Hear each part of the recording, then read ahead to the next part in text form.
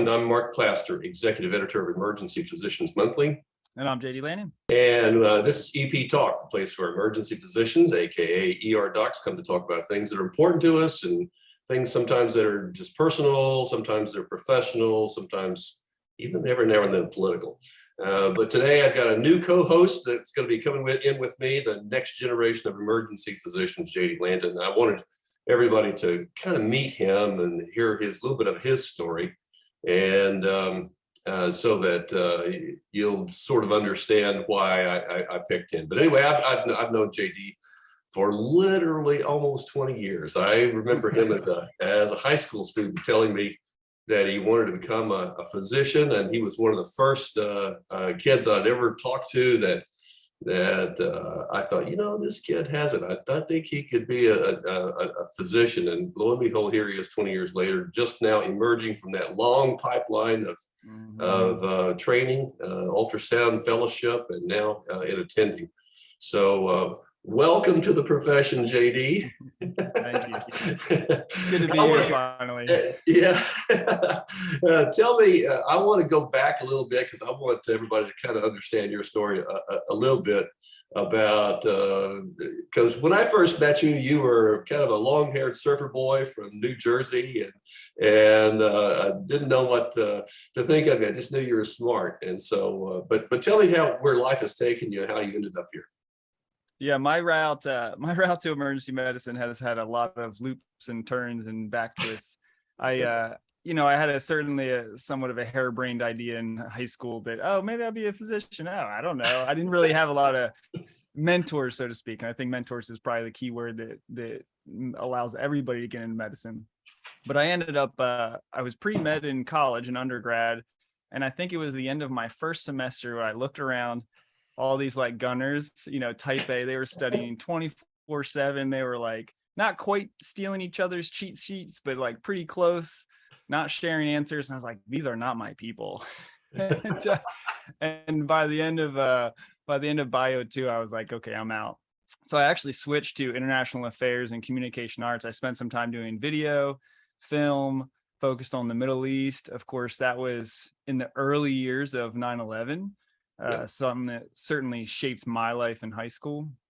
And so I thought that I was going to be going to Egypt, learning Arabic, and maybe working for the CIA.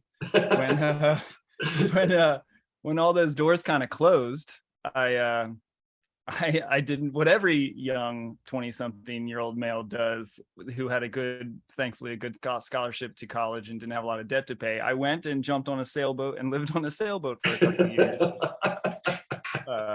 That's what every young guy your age dreamed of doing, but they didn't actually get to do it. Yeah. That's exactly right. Yeah. No, I'm not sure if you've ever read it, Mark, but the book Dove, you've read Dove. Oh, of course. I have a son named Graham. Okay. Yeah, right. Of course. Dove was I was a sailor before you were a twinkle in your father's eye. And so I was deeply impacted by Robin Graham's sailing around the world as I think, 16-year-old, 18? Yeah, started when he was 16. And so I read that book, I think my senior year of college, and really got the bug. Yeah. I think I was done writing policy papers. I was done doing sort of like theoretical things, writing papers over and over and over. And I just wanted to do something hands-on. So I jumped on a boat, learned everything I could. How much did you know about sailing before you jumped on that boat? I think I had a lot of theoretical knowledge about sailing. Kind of like medicine, huh? That's right. It's like that impressive change when you go from fourth year medical student to first year intern, and you're like, what is Tylenol? and so that was, it was truly a life-changing experience, and I don't regret it for anything. And then, but eventually, like all things, you run out of money. And so I ran out of money sailing, and came home and started doing construction work. And so I started doing home remodels, hardscaping, roofing, kitchens, bathrooms, all that stuff. And again, loved that. Loved the hands-on, loved learning new things. Like just started again from the ground up, had very basic knowledge. And you had the workings to be an orthopedic surgeon. That's what it is. I'll tell you what, the first time I went into an OR as a medical student, and saw them pull out their tools and talked and heard them talk about their planet, I'm like, this is a job site. I mean, the banter, the music, the whole thing. I'm like, I feel like I could be at the job site with some You like probably had salty old dogs. And you probably had better tools when you were sawing up boards than some of the stuff that the orthopods use in the OR. I know that was my experience, because I had been in construction like you in the summers between in undergraduate, and so I knew what good tools looked like. And I came into the operating room, they pulled out this stuff, and I went, my gosh, this stuff is terrible. And because I didn't understand the difficulties of sterilizing a skill saw. Sure. Yeah.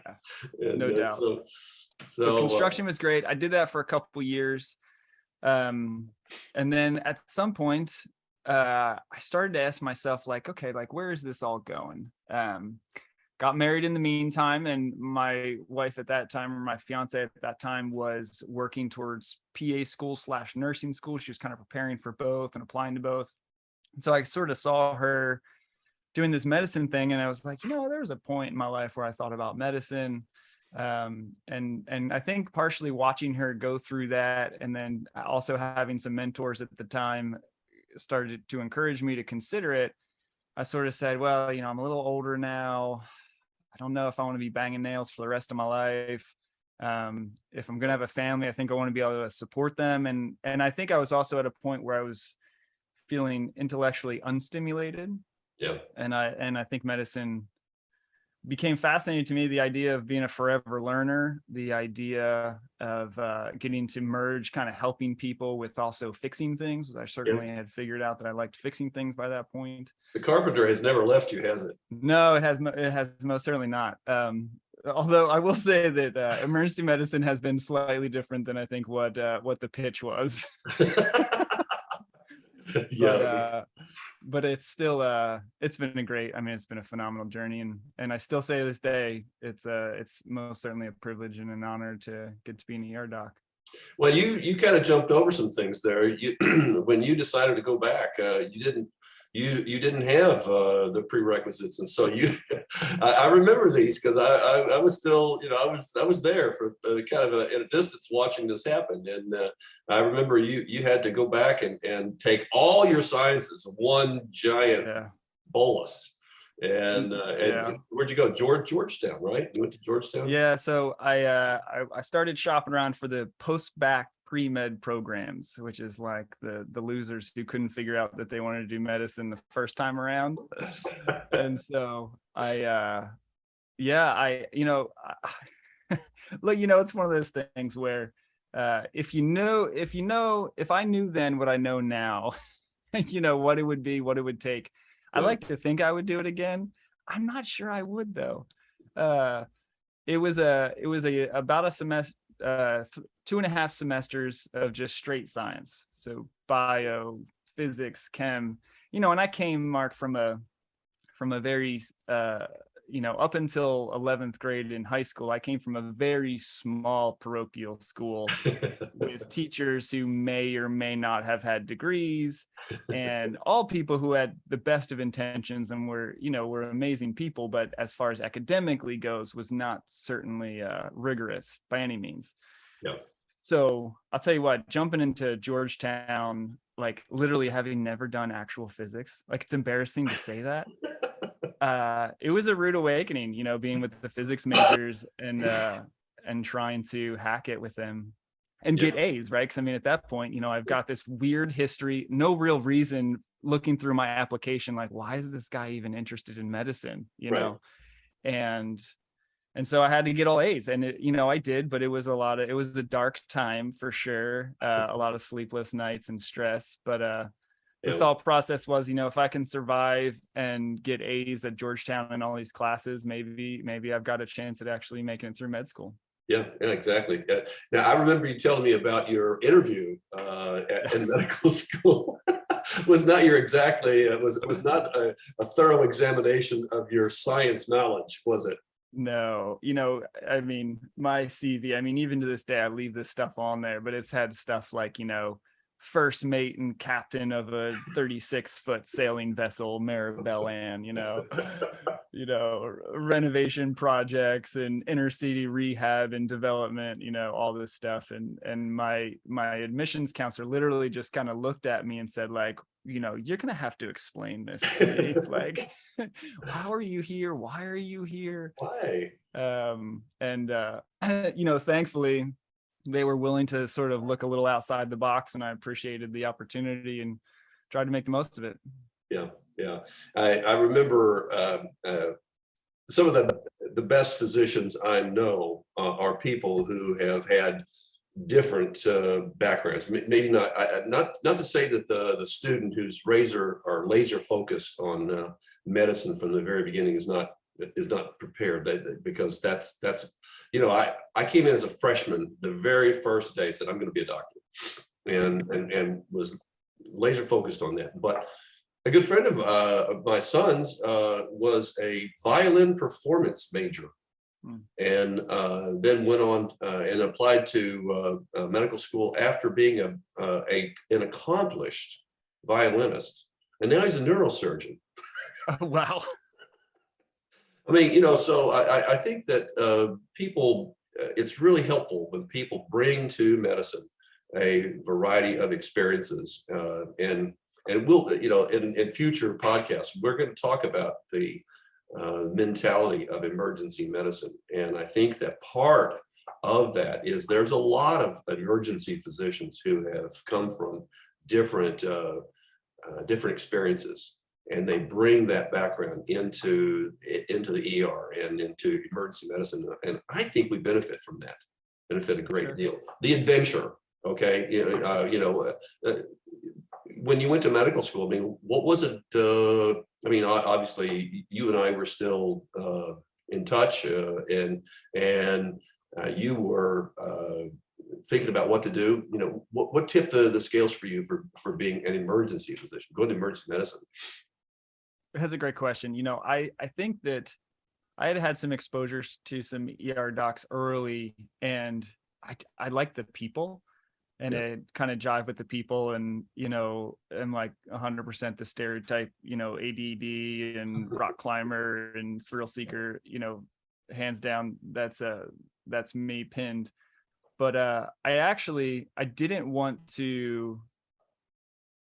to completely corner myself or pigeonhole myself, and so I was actually pretty aggressive with seriously considering every specialty. Yep. And so as I got exposure to places, I mean, I still I got involved in emergency medicine interest group on the side, because I wanted to make sure that if that's where I was going to end up, I would be set up. Yeah. But no, every time we did a different clinical rotation or I got different exposure, I really put myself in the shoes and said, could I do this for the rest of my life? And, as I think it also is stereotypical, each rotation, I was like, wow, I could totally do this. Yeah. This would be fun. Yeah. The funniest time I remember being on my neurology rotation, we had a really great kind of lead doc. I'm going to have to actually tell you, I cannot see you as a neurologist. I know. Isn't that funny? And this is why it's a hilarious story to me, because looking back, I'm like, oh God, I really dodged a bullet on that one.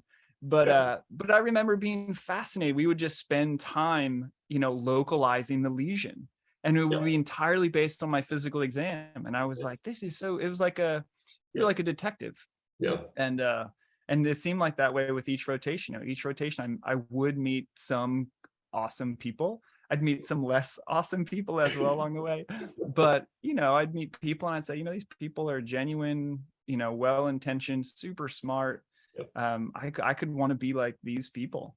Yeah. But in the end, I think, my first rotation in the ER and hanging out with those guys, the chaos and the nitty gritty, and you just never know what's rolling through the door. And then you think you're maxed out, and then you get another code on top of where you're maxed out, and you're finding a new gear.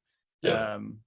Well, that's true. That's true. When I started in emergency medicine, and I rolled into, I trained at Akron General in Akron, Ohio, and I'll never forget when I was interviewing there. I walked through, and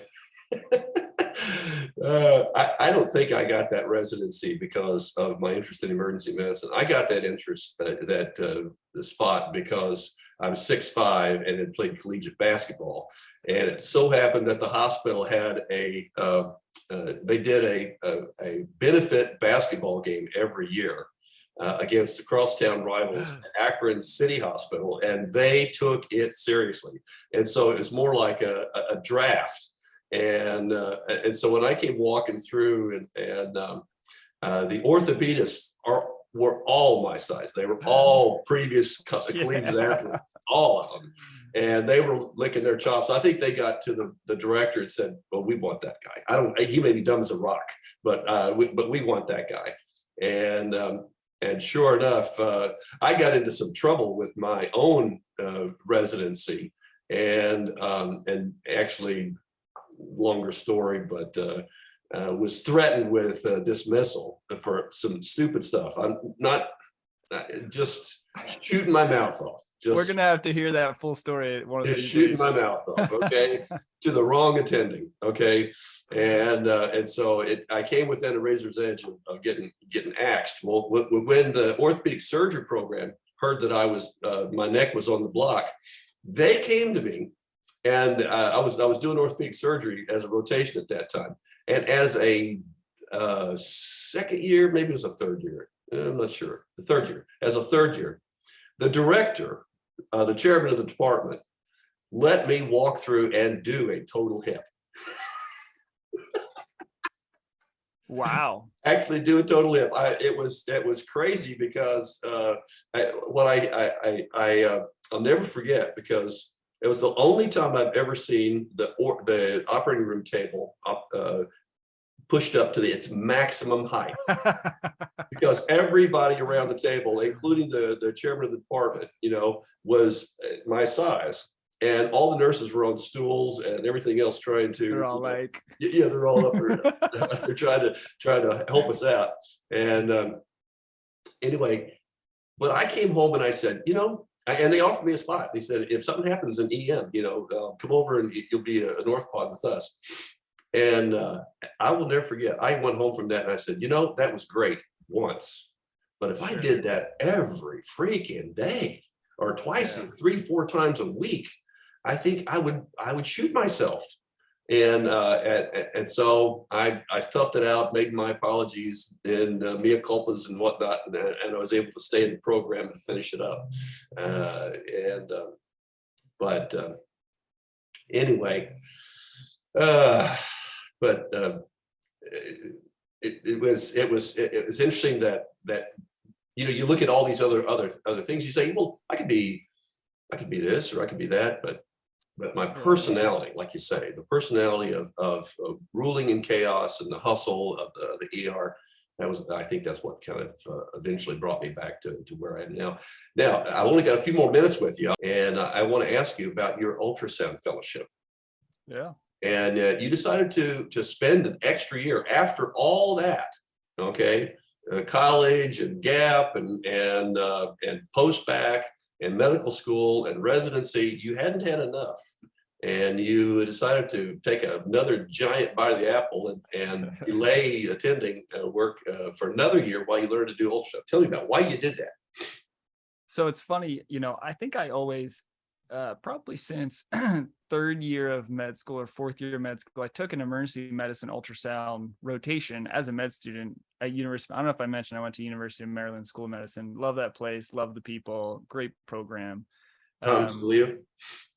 What's that? Scalia is there? Yeah. So he's I believe he's still over there at shock trauma. Obviously, shock trauma is a blast. Yeah, I trained there a while ago. I actually knew R. Adams Cowley. That's how long. Did you really? I did. I actually knew R. Adams Cowley. So unfortunately, that does really date me. I'm sure that was an honor. So I think I knew then, getting into the weeds about, ultrasound diagnostics of pericardial tamponade and all the different cool things we could find out using this bedside POCUS tool. I think I knew then for sure I was going to go into emergency medicine, and I was very likely going to do ultrasound fellowship. I almost forewent ultrasound for a crit care fellowship, was very close, but decided to save my marriage and settle and negotiate on the 1-year fellowship rather than the 2-year fellowship. By this point, we have had 3 children, and I think she was ready for a little more money and a little more of my time, which is, she is a nurse, a labor and delivery nurse. She worked full time, put me through med school. And so I most certainly owed her anything and everything that she wanted. It makes that medical school debt look pretty small, actually. When you think Yeah, about how much you owe really, her. I can't imagine. I mean, there's still plenty of it, but I can't imagine not having had her to float us through there. So I was super thrilled and excited to do ultrasound fellowship. And it was, my residency program was pretty aggressive with our ultrasound training. A lot of our faculty were ultrasound fellowship trained themselves. Our program director was one of the, early guys really pushing ultrasound. And so I felt like I got a pretty good knowledge, but we went so much deeper in fellowship. And I think the big difference was I was able to walk out from there feeling more confident in what I was looking at. And I think that's kind of the key thing from a clinical perspective is, you can take 10 docs who all have a pretty good grasp of ultrasound, but, only 1 or 2 of them are going to walk out being like, yep, hands down, I'll call the OR, I'll call the surgeon, I'll call the cardiologist now. I don't need any other results. This is what's going on. Right. I've only had one opportunity to call cardiology effectively based on my ultrasound and say, hey, look, there's wall motion abnormality. Yeah. The EKG hasn't changed yet, but this is new. It wasn't in their last echo. They're having a STEMI. And then sure enough, the STEMI shows up on EKG. That's cool. But that kind of stuff happens. Yeah, that's cool. That's really cool. That's fantastic. Well, we've kind of run out of time, and but we'll be back to talk about ultrasound in another episode of EP Talk. And it's fun. It's fun catching up with the history of JD Landon, and it's going to be a lot of fun sharing as often as you can. Now you're working, and you won't be able to jump on all the podcasts. We've got a big lineup coming up. I've got a podcast coming up with Bill Sullivan, who's talking about some interesting legal perspectives. For all the viewers and listeners of EP Talk, this is a new season. As you know, we've gone completely digital, which means that we're going to be emphasizing some of the personalities and questions digitally and through podcasts and a lot of other ways. So join us for EP Talk. I think that you'll learn something. I think you'll enjoy the inside baseball of some of these questions, and we'll try to get the experts on here to tell you about it. So join us at EP Talk, and I think you'll enjoy it. I think you'll learn from it. So thanks for joining us. See you next time.